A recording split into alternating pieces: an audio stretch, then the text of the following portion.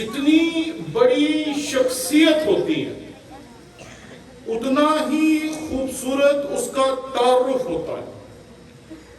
اور جتنا خوبصورت اس کا تعارف ہوتا ہے ویسی ہی تصویر اس کی ان لوگوں کے ذہنوں میں بیٹھتی ہے جن کے ساتھ تعارف کروایا جاتا ہے۔ جب آپ مکاشفہ کا صحیفہ دیکھتے ہیں تو مکاشفہ میں جب بھی مسیح خداوند کے بارے میں بات کی جاتی ہے تو وہ بڑئی کے گھر میں جنم لینے والا نہیں ہے، وہ ایک ایسی عورت کے بیٹے کے طور پر آپ کے سامنے یہاں نہیں آتا جن کے پاس سرائے میں جگہ نہیں ہے، جن کے پاس زندگی کی تمام سہولیات نہیں ہیں، بلکہ جب آپ مکاشفہ میں دیکھتے ہیں تو مکاشفہ میں مسیح خداوند اپنی قدرت، اپنے جاہ و جلال، اپنی عظمت اور اپنی حشمت کے ساتھ ہمیں دکھائی دیتا ہے۔ جو حوالہ آپ کے سامنے پڑھا گیا اس کے بیچ میں افسس کی کلیسیا کے لیے خدا اپنا پیغام دے رہا ہے، اور یہاں جو الفاظ استعمال ہوئے وہ بہت زبردست ہیں۔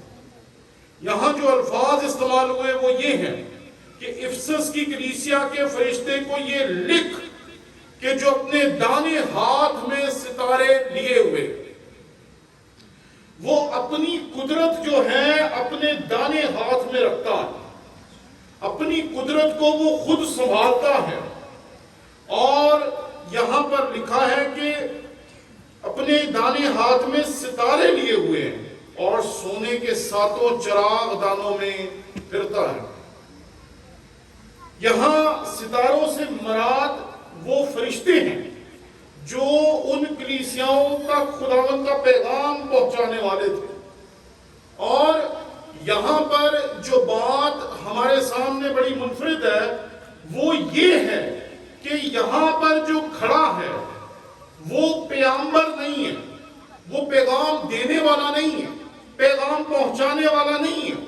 بلکہ جنہوں نے پیغام سننا ہے اور جنہوں نے پیغام پہنچانا ہے اور جنہوں نے پیغام کو سن کر اس پہ عمل کرنا ہے وہ ان سب کا خالق اور مالک ہے، وہ ان کا بنانے والا ہے، وہ ان کا تخلیق کار ہے۔ اس لیے یہاں پر واضح طور پر لکھا ہے کہ وہ اپنے دانے ہاتھ میں ستارے لیے ہوئے ہیں، اس کے اختیار میں اس کائنات کی ہر ایک مخلوق ہے۔ اس دنیا میں 3 طرح کی مخلوقات پائی جاتی ہیں۔ پہلی قسم کی مخلوق جو صرف روحانی ہے، جس کی روح ہوتی ہے لیکن جسم نہیں ہوتا، اس میں فرشتے ہیں، اس میں خدا ہے، اور اس میں وہ تمام ارواح ہیں جن کا ذکر ہمیں کتاب مقدس میں ملتا ہے۔ دوسری قسم کے وہ جاندار ہیں جو زندہ تو ہیں لیکن ان پہ روح نہیں، جیسے کہ یہ درخت ہیں، یہ پودے ہیں، یہ اپنے آپ میں زندہ تو ہیں، جاندار تو ہیں، سانس تو لیتے ہیں، لیکن ان کے اندر روح نہیں۔ اور تیسری وہ مخلوق ہے جو جسمانی بھی ہے اور روحانی بھی ہے، اور اس طرح کی مخلوق اس کائنات میں صرف ایک ہے اور وہ آپ ہیں، یعنی کہ انسان۔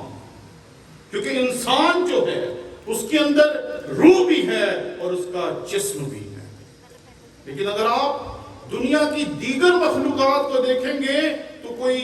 روح ہے اور کوئی جسم ہے، لیکن انسان وہ مخلوق ہے جو تخلیق کا تاج کہلاتی ہے، کیونکہ اس کو بنانے کے بعد خدا نے تخلیق کے عمل کو مکمل کر دیا، اس کے بعد کچھ اور تخلیق نہیں کیا۔ تو چاہے ارواح ہوں، چاہے جاندار ہوں جو بغیر روح کے ہیں، اور چاہے انسان ہو، ان سب کا تخلیق کار بنانے والا ایک ہی ہے، اور وہ ہے ہمارا اور آپ کا خدا۔ یہاں پر اس کے بیٹے مسیح خداوند کے بارے میں جب بات کی جاتی ہے تو یہاں پر یہ کہا جا رہا ہے کہ وہ اپنے دانے ہاتھ میں ستاروں کو لیے ہوئے، اور یہاں ایک بڑا خوبصورت استعارہ ہے، اور سونے کے ساتوں چراغ دانوں میں پھرتا ہے، سونے کے ساتوں چراغ دانوں میں پھرتا ہے۔ چراغ دان اس چیز کو کہتے ہیں جس میں چراغ کو رکھا جاتا ہے، جس میں چراغ بجھتا نہیں، جس میں چراغ کی روشنی ہر طرف پھیلتی ہے۔ ہمارے بچپن میں جب ابھی بجلی کا نظام، بلب اور یہ چیزیں اتنی زیادہ عام نہیں تھی، تو کبھی کبھی ایسا ہوتا تھا کہ گھر میں اگر بجلی نہیں تھی ہوتی تو ہمارے بزرگ جو تھے، ہماری ماں جو تھی، ہمارے باپ جو تھے، وہ ہمیں دیا جلا کر دیتے تھے، اور وہ دیا جو تھا اکثر بلندی پہ رکھا جاتا تھا تاکہ پورے گھر میں اس ایک ہی دیے سے روشنی ہو۔ اور اگر ابھی چند دہائیاں پہلے کے لوگ یہاں پر موجود ہیں تو آپ کو یاد ہوگا کہ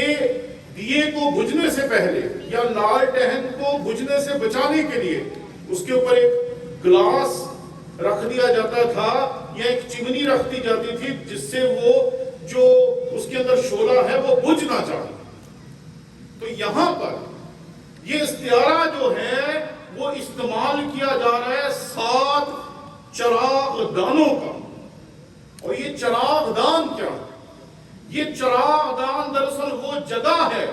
جہاں پر خداوند کا کلام ہوتا ہے، جہاں پر خداوند کا کلام لوگوں تک پہنچایا جاتا ہے، جہاں پر خداوند کا کلام اپنے خادم کے ذریعے سے نازل ہوتا ہے اور وہ لوگوں کی زندگیوں میں داخل ہوتا ہے اور لوگوں کی زندگیوں کو تبدیل کرتا ہے۔ یہاں جو چراغ دانوں کا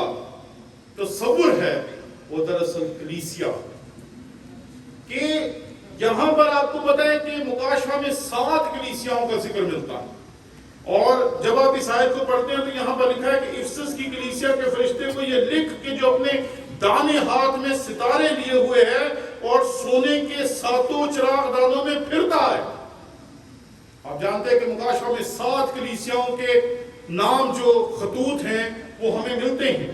اور یہاں پہ یہ بتایا گیا ہے کہ یہ جو 7 کلیسیائیں ہیں اس کا خالق کون ہے، اس کا مالک کون ہے، اس کو کوئی آنے جانے سے روک نہیں سکتا۔ اور کیوں روک نہیں سکتا؟ کیونکہ کلیسیا جو ہے وہ اپنی وجہ سے نہیں ہے، بلکہ کلیسیا جو ہے وہ مسیح کی وجہ سے۔ مسیح نے کلیسیا کو قائم کیا اپنا خون بہانے کے وسیلے سے۔ اگر وہ اپنا خون نہ بہاتا، اگر وہ صلیب پر اپنی جان نہ دیتا، اگر وہ ہمارے گناہوں کا علاج نہ کرتا تو شاید آج آپ اور میں یہاں بیٹھ کر اس کی پرستش نہ کرتے۔